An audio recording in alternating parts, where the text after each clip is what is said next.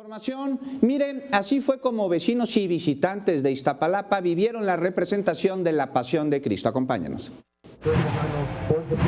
Son imágenes de la 175 representación de la Pasión y Muerte de Cristo en la delegación Iztapalapa, momentos que más de 2 millones de personas que se dieron cita en esta demarcación vivieron con devoción y fe católica.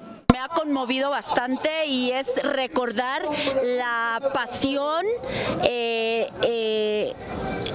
dolorosa de Cristo Jesús, la crucifixión, muerte y resurrección del Señor, y eso Él lo hizo por cada uno de nosotros y tenemos que darle valor a lo que Él hizo por nosotros, y ver esto es la representación de lo que Él hizo, y yo creo que a cada uno de los que estamos acá nos ha tocado profundamente y hay que valorarlo.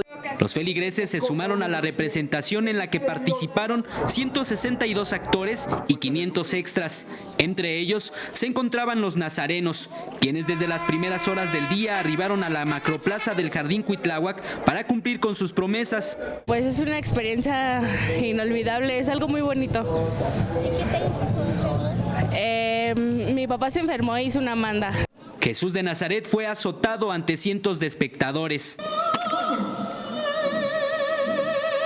Y así inició su caminar hacia la crucifixión, 8 kilómetros de procesión, entre ellos 2 de viacrucis, en los que fue golpeado tan fuerte que en 7 ocasiones pareció no resistir más y cayó al suelo. En una de las caídas, Verónica se apiadó de él y con una jarra ofreció agua al Hijo de Dios para saciar su sed y así pudiera continuar hacia el cumplimiento de su penitencia.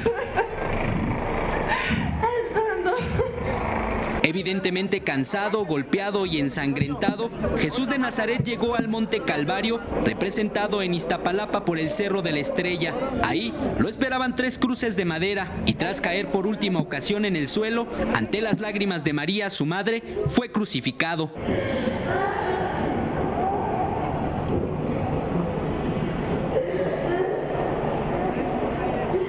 Las actividades del Viernes Santo en la 175 representación de la Pasión de Cristo en Iztapalapa concluyeron con el descenso de los actores y feligreses a la macroplaza del Jardín Cuitláhuac. Eric Pinto, 21 Noticias.